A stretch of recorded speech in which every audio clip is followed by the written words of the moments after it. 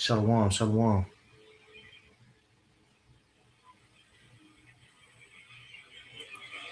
Shalom, shalom. All right. Sorry for about that. Just trying to get set up. Hey, giving all praises to my heavenly Father. His name is Yahweh. By Yeshua, Yahweh Shah, by Shem Kakadash. Double honors to the apostles and elders everywhere. Peace and many salutations to Yak Yam this toiling in his truth.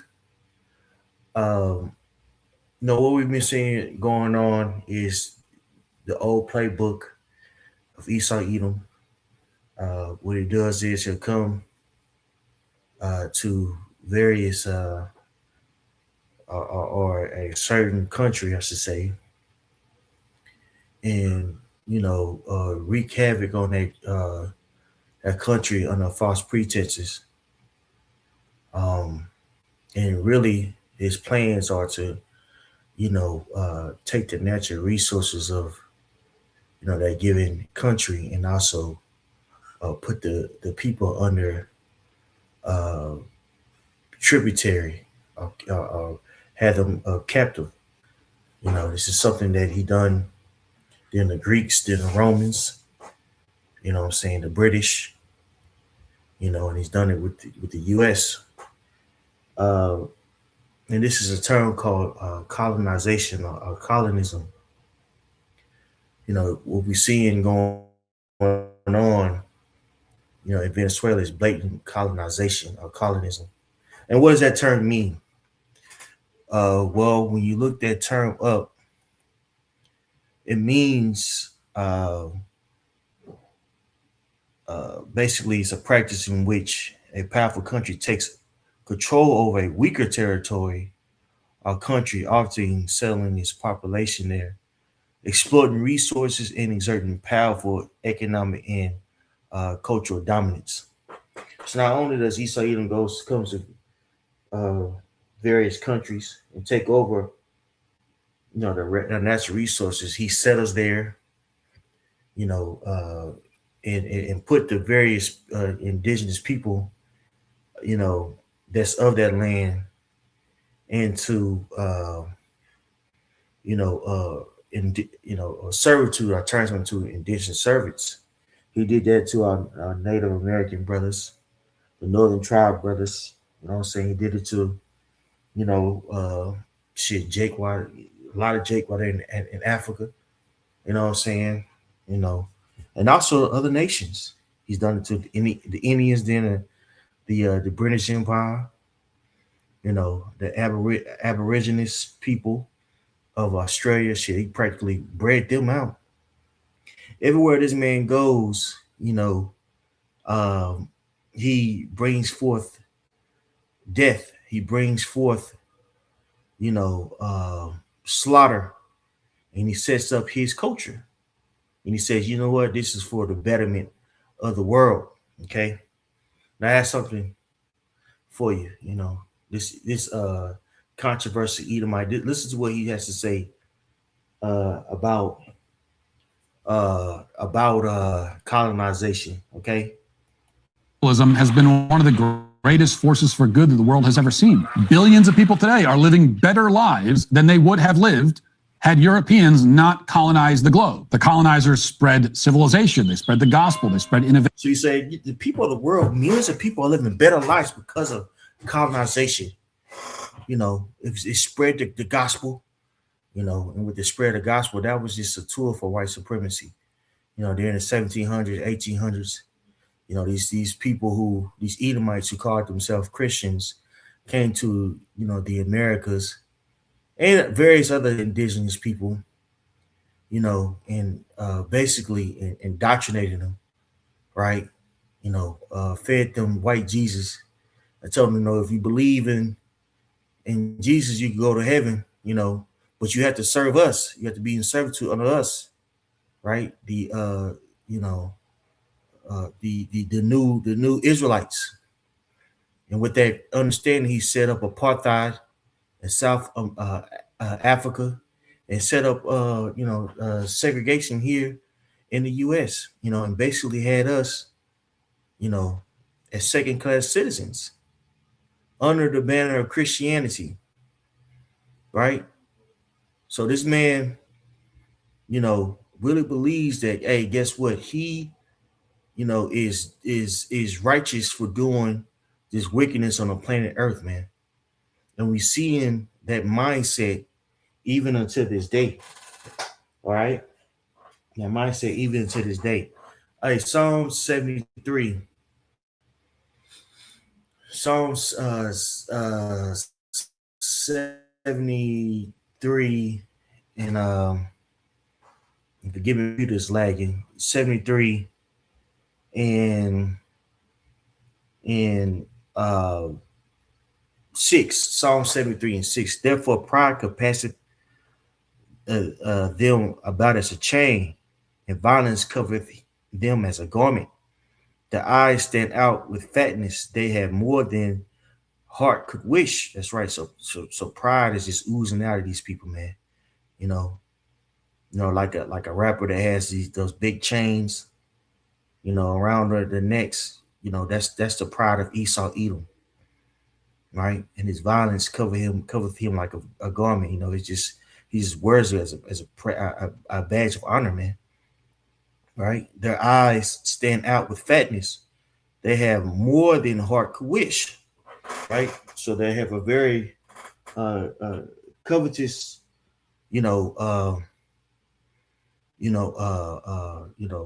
point of view that they want more and more and more. Any government, what I'm saying, or central bank that they could take over that that's not underneath their grip. In these various countries, man, they do all this these wicked things just to, you know, uh, acquire them. You know what I'm saying? Setting up coups, blatantly lying.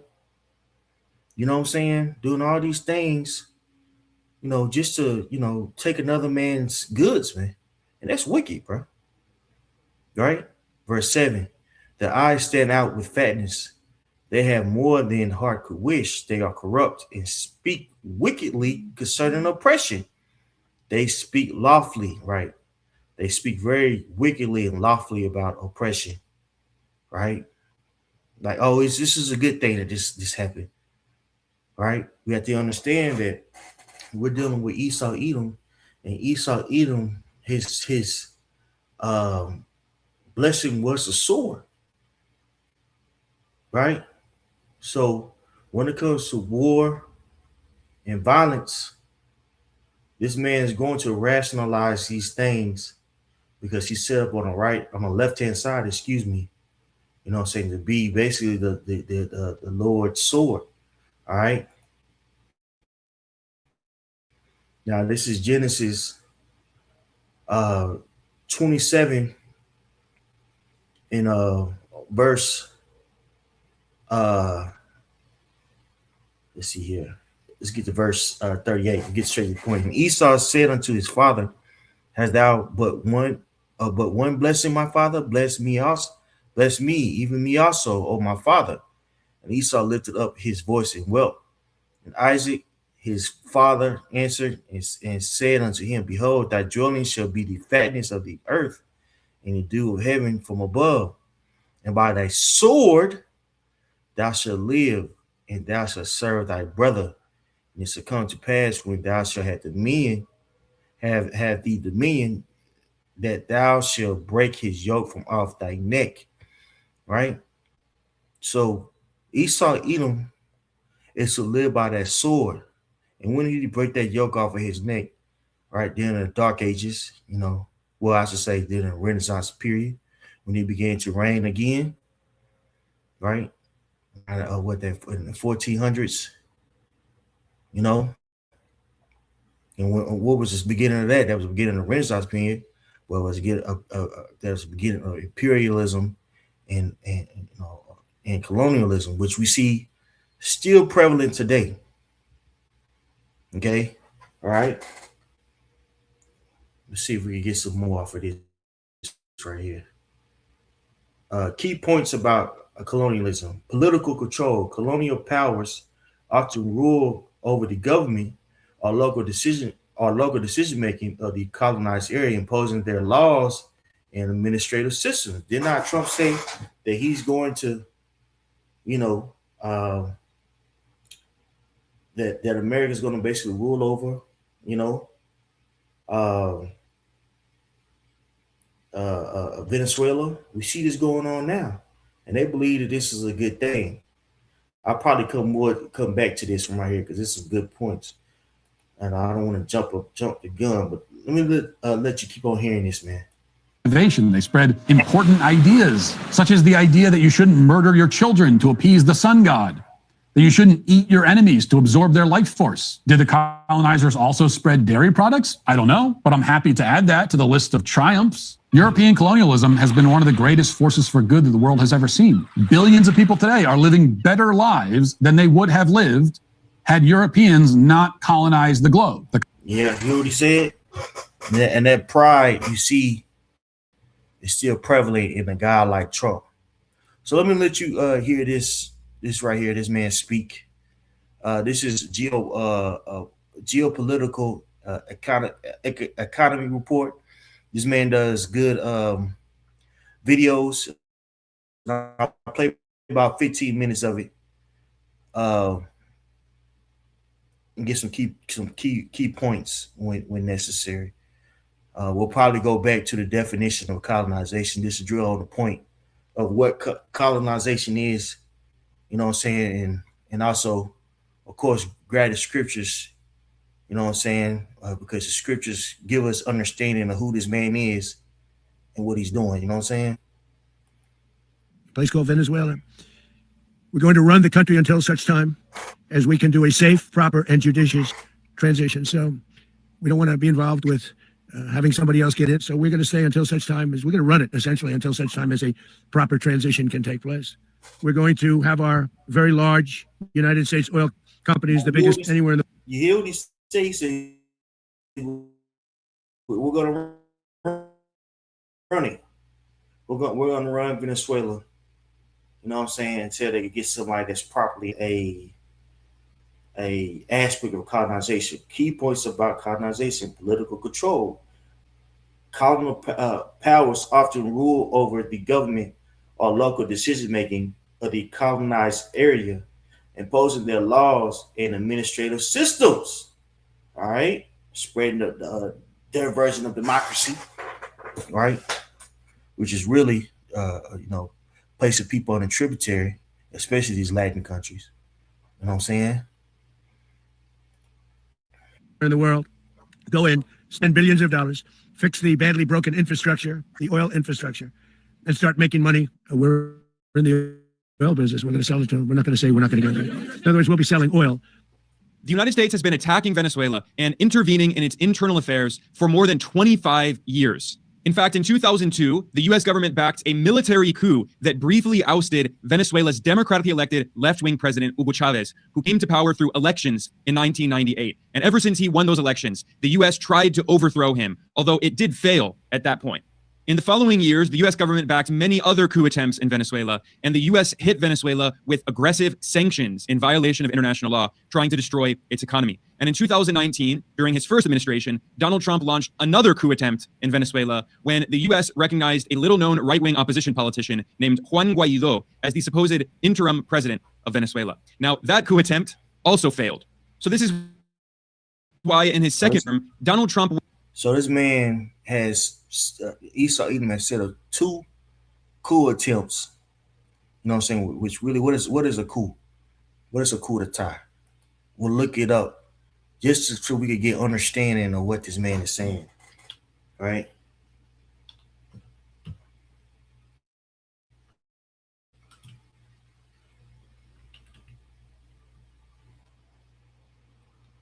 Coup d'etat. Right?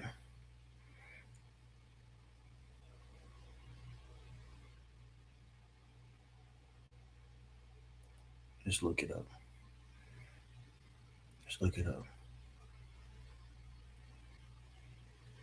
A coup d'etat is a sudden illegal seizure of power, of political power by a small group, often involving military or political elites, typically characterized by force or threat of force to overthrow an existing government. So this man, Esau Edom, is setting up government overthrows. He's funding government overthrows.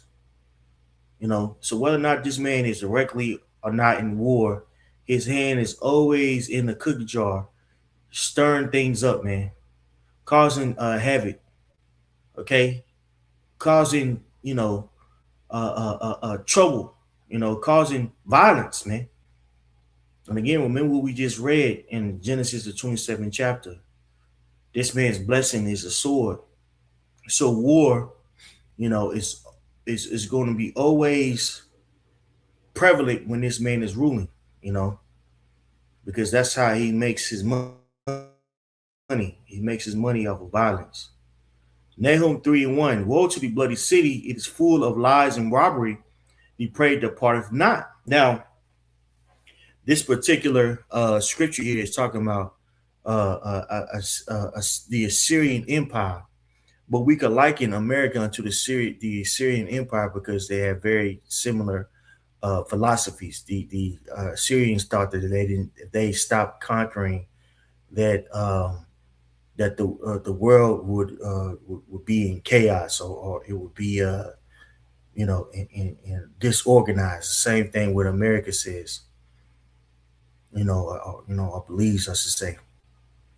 And it was known for its political, this military might, and its, and its barbarism, right? Doing people dirty in layman terms. The same thing with America. Setting up coups. Going to war on a false pretense, breaking all types of war crimes, and rationalizing those who do it, like what we see going on over there in Gaza. So just like Assyria was fierce, America is now, man. Okay. Back to Nahum 3:1. Woe to the bloody city, is full of lies and robbery. The prey depart not. The noise of a whip and the noise of the rattling of the wheels and the prancing horses and the jumping chariots. Right? Now this is all talking about, ancient weaponry. The noise of the whip and the rattling of the wheels, talking about the chariots. You know what I'm saying? And the horses pulled the chariots, right? Well, modernly speaking, we can say what? You got the tanks, you know what I'm saying? Invading other places. You got these, aircrafts, creeping into different lands, bombing other lands, the Navy, you know what I'm saying?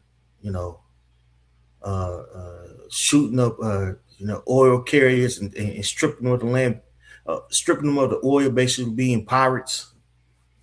All right. This is what we see going on. The horse lifted up both the bright sword and the glittering spear, right, which is those missiles. And there is a multitude of slain and a great number of carcasses. And there is none end of their carcasses. They stumble upon their corpse. I said carcasses. Let me start over again. I'm a little excited. The horsemen lifted up both the bright sword and the glittering spear, and there is a multitude of slain in the great number of carcasses, and there is none end of their corpse. They stumble upon their corpse, right? So bodies are everywhere. People, millions of people have been slaughtered because of this man and his military industrial complex. Look that up, brothers. Right? Basically, it's a machine that this man has created, in which he profits off of war, right? And the selling of war products. Okay? Because of the multitude of the whoredoms of the world favored harlot, right? The mistress of witchcraft that sells nations through her whoredoms and families through her witchcraft, right? And what is that witchcraft? the media, right? So war never ends because this man is able to lie. He's able to use his media, his witchcraft, to basically lie, you know what I'm saying, and go into these various wars under false pretenses and strip and commit colonialism or colonization, you know what I'm saying, on, you know what I'm saying, these weaker nations. What he did, look at what he did to Afghanistan. Look what he did to Iraq, Syria. Look what he's doing now to Venezuela. Okay. Behold, I am against these, said Yahweh of hosts, and I will discover thy skirts upon thy face, and I will shew the nations thy nakedness, and the kingdoms thy shame. That's right. So soon, this man Esau Edom's going to be exposed for his wickedness, man. All right. Now, I don't want to digress too much. Let's get back to this right here, man. Let's listen to this. Went to a whole new extreme level, and he directly waged war against Venezuela. He bombed the country, and then the U.S. government kidnapped the internationally recognized constitutional president of Venezuela, Nicolas Maduro. The United States abducted this foreign leader and then sent him to the U.S. to be tried on politically motivated bogus charges in a U.S. show trial. This is blatant imperialism. There's no other word for it. And this has nothing to do with accusations of supposed drug trafficking or any rhetoric about democracy or human rights or any of that propaganda. That's all a distraction. Because after Trump bombed Venezuela and kidnapped its president, he gave a press conference in which he admitted that this is actually about stealing Venezuela's oil so U.S. corporations can profit. We're going to be taking out a tremendous amount of wealth out of the ground. We're in the oil business. We're going to sell it to them. We're not going to say we're not going to get it. In other words, we'll be selling oil. We built Venezuela oil industry with American talent, drive, and skill, and the socialist regime stole it from us. And he declared that the U.S. empire is imposing its dominance in the entire region. Trump invoked the 200-year-old colonial Monroe Doctrine and claimed that all of Latin America is part of the U.S. imperial sphere of influence. And the Monroe Doctrine is a big deal, but we've superseded it by a lot, by a real lot. They now call it the Donroe Doctrine. And then now you hear what he says. He's like, look, we're gonna take the oil, man. Yeah, we're gonna sell it back to him. That's what we're gonna do. We're gonna bring, you know what I'm saying, these big corporations over to basically refine the oil so we can make billions off of it. He's just telling you to his face, yeah, we're stealing it. You know what I'm saying? We're removing another man's landmark. All right. Now let's go back. Remember, this is colonialism, you know what I'm saying, or colonization. You know what I'm saying? A simple definition, all right?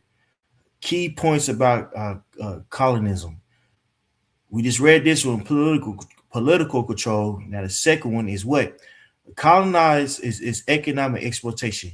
Colonized regions were used for their natural resources, labor, and agricultural production, benefiting the colonizing country's economy.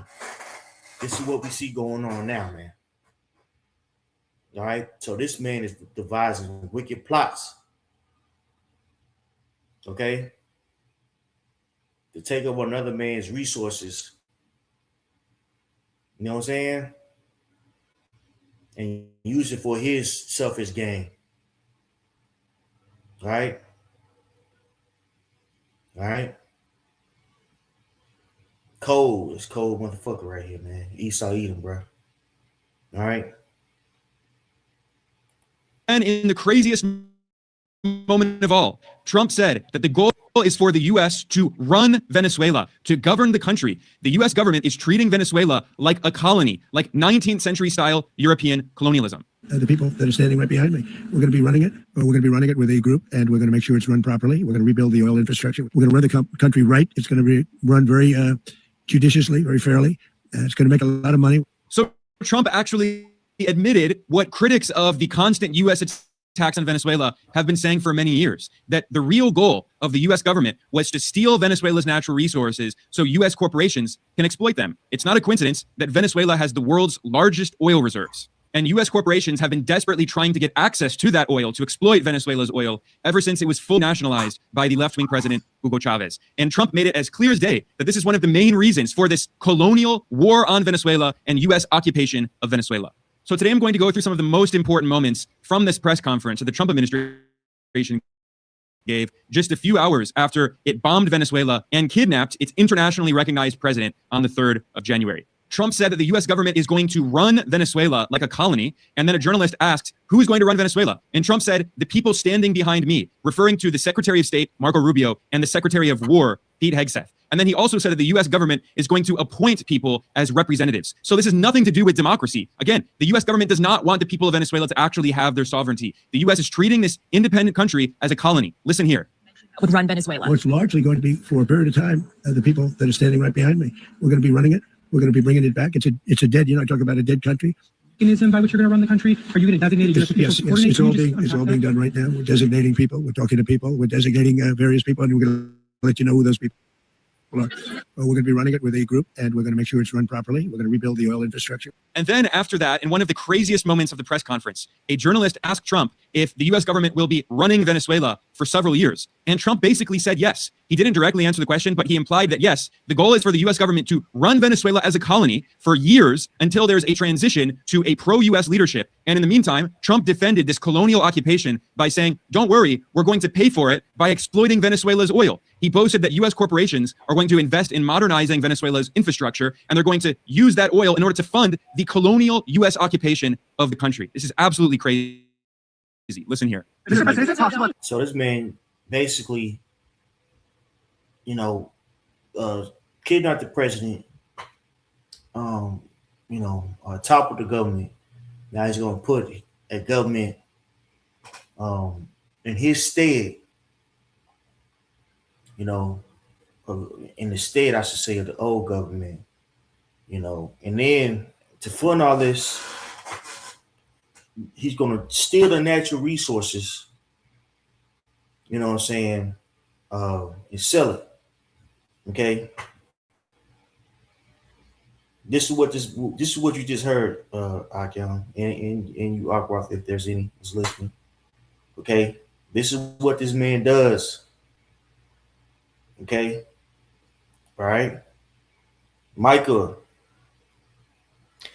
2:1. Woe to them that devise iniquity and work evil upon their beds. When the morning is light, they practice it, because it is in the power of their hands. So, with all these distractions going on, Esau Edom, what he'll do is, he'll have somebody here that he'll set up that the public will have disdain for. Now the end thing is, it's P. Diddy, look, he's just so disgusting. Meanwhile, this man is, going to war on false preachers, stealing natural resources, dismantling governments, displacing millions of people.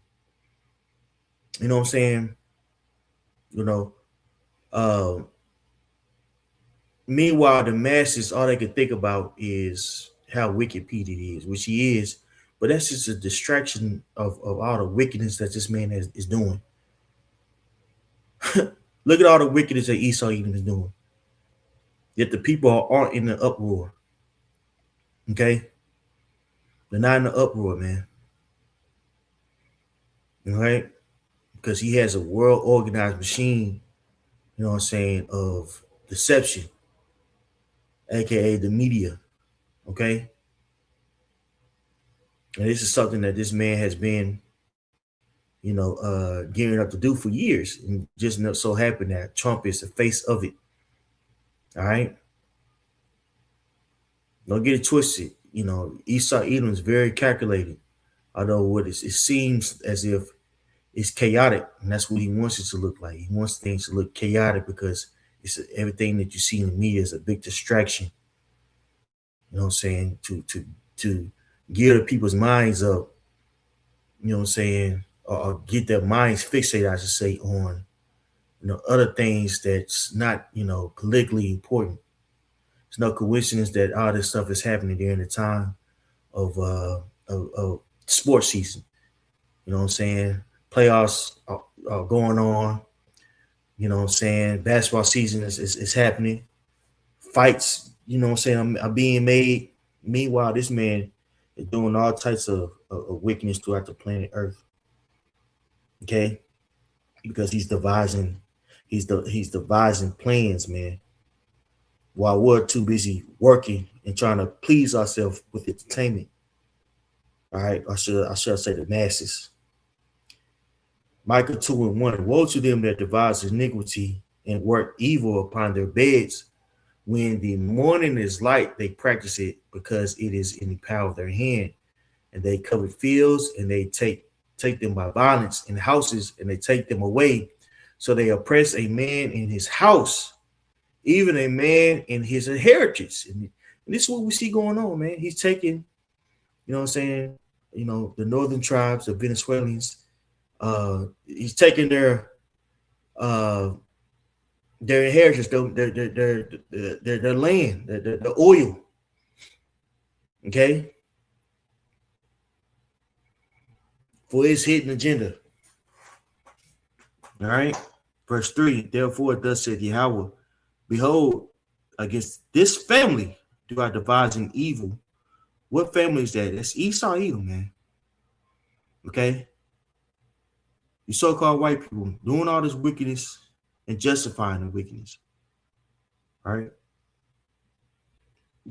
pro colonization, and even if you're not, even if you're anti-colonization, you're into wickedness. If you're Esau, if you're Edomite, so you got to be taken out. You're gonna be taken out away from the Heavenly Father.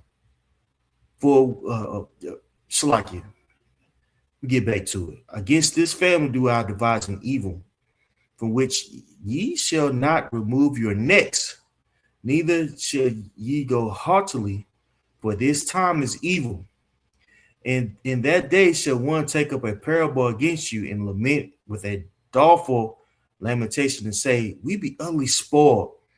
He has changed the portion of my people. How hath he removed it from me? Turning away, he hath divided our fields. That's right. Taking people's fields.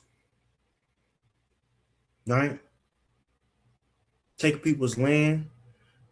So guess what? A proverb, and that proverb is it could be a bad saying, is being, saying formatting against Esau, Edom, man. People ain't for what you're doing.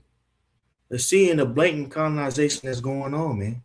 The other nations are seeing it too. And guess what? The other nations are going to get fed up and they're going to come against this place, man. Okay?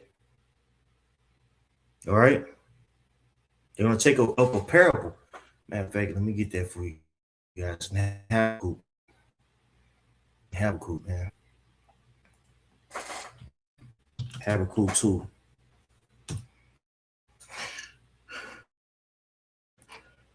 There we go.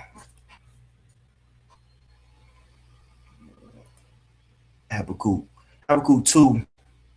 They also could transgress by wine. He's a proud man. And what is that wine? Philosophy of Esau, Edom. Hey, you got the Monroe Doctrine that states that, all of North America, well, I should say North America, Central and South America, all this is, governed and ran by the U.S. And with that, that power, it could, it's able to dictate what goes on in that region, right? To set up coups, to set up, to fund,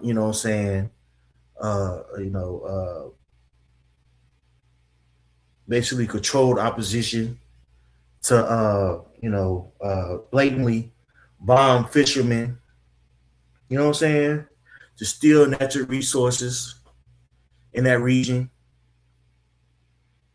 Okay, right? He's able to do that with he's able to do these wicked or rationalize these wicked things based off his philosophy, right? The elites of Esau Edom. Okay, yeah. Also because he transgresseth by wine, he's a proud man, neither keepeth at home, who enlarges his desire is hell, and it says death, and cannot be satisfied. But gathered unto him all nations, and heapeth unto him all people. Shall not all these take up a parable against him, and a taunting proverb against him, and say, woe to him that increases that which is not his. How long? And to him that layeth himself with thick clay. When you look up this word thick clay, it goes into abatya, which means debt. And this is how Esau Edom runs the world. He runs the world with debt, with usury. Okay. Even the currency that is a reserve currency. It has no value. It's a fiat currency, man. Right? When you look at this particular verse in different Bible versions, it gives you a more clear light of what's being said in regards to that word thick clay. Let's see here. There's one in particular that gets straight to it that I like. I like how it's worded. Let's see here. Okay. In NASB 20. Will all these not take up a song of ridicule against him, even a saying and insulations, and even a saying and insinuations about him, and say, woe to him that increases which is not his, for how long, and maketh himself rich with debts. Right? NASB 95. Will not all these take up a taunting song against him, even mocking and insinuations against him, and say, woe to him which increases which is not his, for how long, for and maketh himself rich with loans. Right? LSB. Will not all these lift up a taunt song against him, even satire and riddles against him, and say, woe to him that increase which is not his, for how long, and make himself rich with loans. AMP. Will all these victims of his greed not take up a taunting song against him, and mocking derisions against him, say, woe, judgment is coming to him who increases that which is not his. How long will he possess it? And woe to him who makes himself wealthy with loans. Right? So this is how Esau Edom, right, makes himself rich by putting these predatory loans on nations. Right? That's what he did to Haiti. Haiti had to pay for reparations, you know what I'm saying, for winning its independence in 1804 against the French. Right? French made them pay reparations, which is unprecedented because they won the war. And it was that the debt was, was very expensive to where, who came in and gave them a predatory loan? America. All right, in which they didn't pay off until well into the 1990s. Bankrupting that country, man. Right? This is what this man does. The other nations are seeing this, and the other nations are getting fed up. You're gonna rise against this place, man. Verse 7, shall they not rise up suddenly that shall bite thee, and awake that shall vex thee, and thou shalt be for booties unto them? Because thou hast spoiled many nations, all the remnant of the people shall spoil thee. Because of man's blood, and for the violence of the land, of the city, and all that joy therein. Woe to him that coveteth and evil covetousness into his house, that he may set his nest on high, that he may be delivered from the power of evil. Thou shalt consume shame to thy house, that shall consult saying to thy house by cutting off many people, and has sinned against thy soul. That's right. You know, Esau, Edom, you know what I'm saying, has been greedy and taking many people's houses, you know, and because of that, he's receiving shame. People are starting to call this guy out, man. Okay? People are starting to call this man out, and it's only going to increase. All right? Because this man, you know what I'm saying, you know, is committing, again, colonization in the earth, man, which is very wicked. It's a tool for exploitation and violence on indigenous people, right? Let's see here. Let's see on that. Let's go back to this here, man. Let's just play a little bit more. The U.S. ends up administrating Venezuela years, you know. Well, you know, it won't cost us anything because the money coming out of the ground is very substantial. So it's not going to cost us anything. We want safety there. We want to be surrounded by countries that aren't housing all of our enemies all over the world. That's what that was happening. And you don't want to have that. But we'll be rebuilding, and we're not spending money. The oil companies are going to go in. They're going to spend money. We're going to take back the oil. And frankly, we should have taken back a long time ago. A lot of money is coming out of the ground. We're going to get reimbursed for all of that. We're going to get reimbursed for everything that we spend. So it's going to be a very important. This is a very big evening that took place last night. We have to be surrounded by safe, secure countries. And we also have to have energy. Very important. We have to have energy. In addition to that, another reporter asked Trump if he plans on deploying U.S. troops inside Venezuela in order to oversee this colonial occupation. And once again, Trump basically said yes. He said, yeah, we're not afraid of deploying U.S. troops in Venezuela. He boasted that they already had troops on the ground in Venezuela. President, does unifying the country mean that U.S. troops will be on the ground? How will that work? Well, you know, they always say boots on the ground. Oh, so we're not afraid of boots on the ground that we have to have. We had boots on the ground last night at a very high level, actually. We're not afraid of it. We don't mind saying it. But we're going to make sure that that country is run properly. We're not doing this in vain. In a follow-up question, a reporter then asked Trump for more details about the plans for U.S. troops on the ground. And Trump said, well, we're going to send oil technicians from big corporations to go to Venezuela in order to exploit its oil and make lots of money. You referenced boots on the ground earlier. Can you just sort of button this up? Do you envision the U.S. military having a presence in Venezuela as the U.S. runs?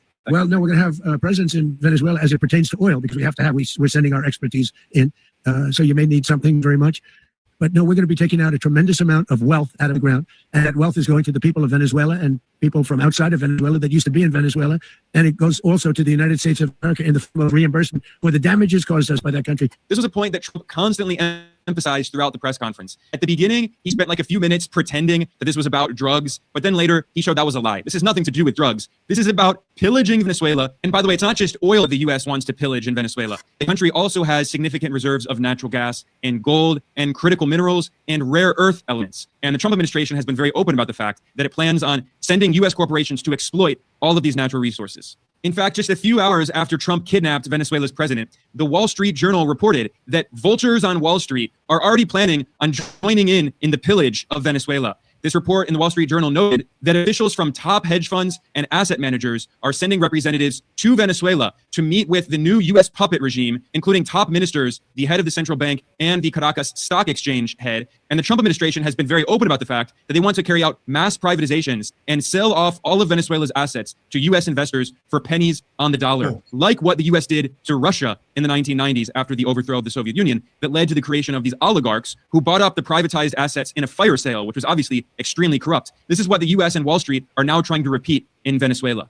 In another very revealing moment in this press conference, Trump admitted that his war in Venezuela is not actually about these fake accusations of so-called drug trafficking. Instead, he complained that Venezuela stole our oil, he claimed. Now, Venezuela did not steal any foreigners' oil. This is oil that belongs to the country of Venezuela, to the people of Venezuela. Venezuela's democratically elected left-wing president, Hugo Chavez, passed a law that was very popular in the country that said that all foreign companies that had invested in Venezuela's oil industry had to accept minority stakes in joint ventures in oil projects that were majority owned by Venezuela's state-owned oil company, PDVSA. And many of these Western oil corporations would not accept those terms because they wanted to make much more money. They wanted to maximize their profits. So they decided to leave Venezuela. As the UK's major newspaper, The Guardian, reported when this happened back in 2007, it noted that US corporations like ConocoPhillips, Chevron, and ExxonMobil, along with European corporations like BP, they, quote, agreed to transfer operational control to state-owned Petróleos de Venezuela. end quote. And that is PDVSA, the state-owned oil company. But Trump claims this is a theft of U.S. property, even though it's Venezuelan property. And he said this is one of the main reasons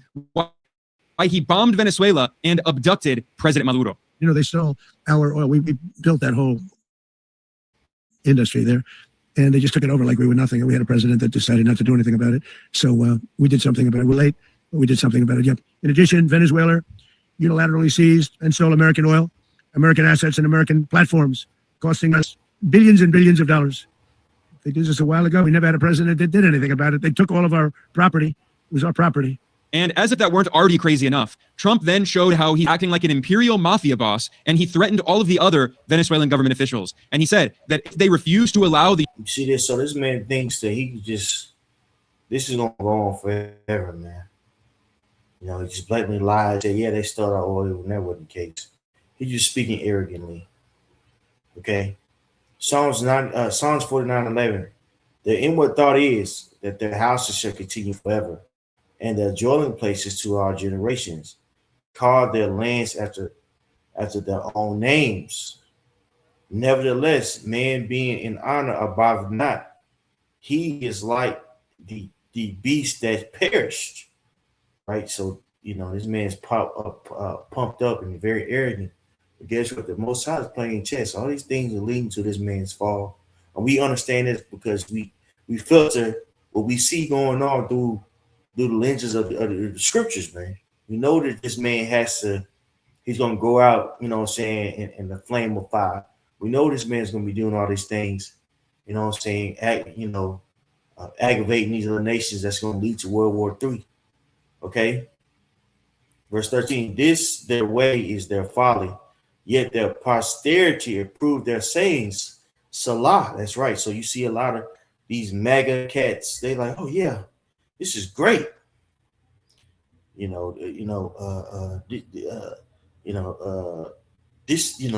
is what we need. You know, this is what we need. We need to make America great again. You know, and although he's doing all these things, is going to, you know, committing colonization, you know, funding wars, setting up coups, lying to the people. Guess what? It's not going to be of any avail. You know what I'm saying? Because you cannot get away from the Lord's judgment. All right, regardless of all the wickedness that you have done. Okay. Hey, Proverbs 11:4. All right. Proverbs 11:4. Riches profit not in the day of wrath, but righteousness deliver from death. Right. So all these riches that this man has acquired from toppling the government of Venezuela is not going to be of any avail in a time of judgment. The Most High is setting this man up for his demise, man. Okay. Back to it. Back to, I should say, or let's go to Job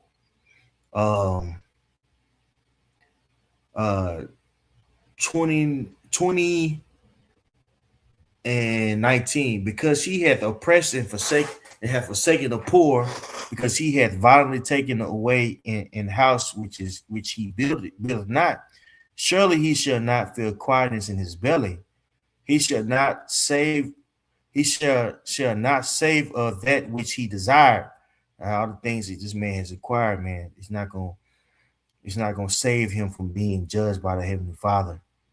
Okay, he might be balling now, but the Most High is going to send judgment unto him. There shall none of his meat be left, therefore shall no man look for his goods. In the fullness of his sufficiency he shall be in straits. Every hand of the wicked shall come upon him. Right, these other nations are going to come upon him. Right, when he's about to fulfill his belly, he's going to be in straits. We know what that word straits is. You know what I'm saying? In a difficult situation. And it's fomenting right before our eyes, man. Right? When he's about to fill his belly, the Most High shall cast the fury of his wrath upon upon him, and shall rain it upon him while he is eating. He shall flee from the iron weapon, and the bow of steel shall strike him through. What is that? That missile, right? The missile is going to destroy Esau Edom. It is done and cometh out the body, yea, the glittering sword cometh out of his gall. Terrors are upon him. That's right. So guess what, man? You know, he's going to be destroyed by that sword. Terror's going to be upon this guy, man. But he's not going to be able to run away. Our darkness shall be hid in his secret places. A fire not blown shall consume him. It shall go ill with him that is left in his tabernacle. That's right. What is that fire not blown? That's talking about that missile, man. Right? And all this man, all the things this man is doing, man. These nations are looking narrowly at him, man. They're not able to do anything individually speaking because, hey, Esau Edom, I should say, Babylon the Great, man, got a hell of a military. But real soon, the Most High is going to put the spear on these other nations to come up against Esau Edom. All right? And Esau Edom, well, Babylon the Great, right? This which is reigned by Esau Edom. Right? These other nations, including nations as a part of that beast, are going to look narrowly upon this place and eventually attack it to its destruction. All right. All right. You know, so even though this man is it seems like he's getting away with a lot of things, man. Though it tarry, wait not, brother. Though it tarry, wait for it. It shall surely come. This man's going to get judged. We got to sit back and be patient and endure, you know what I'm saying, the chastisement of the Most High. Get ourselves together, get ourselves ready. You know what I'm saying? Get ourselves ready, man. You know what I'm saying? You know, because this man's gonna go down eventually, brothers. The Lord's not gonna let this shit keep on going on, man. You know, so prayer is edifying. Hopefully so. You know what I'm saying? Shalom.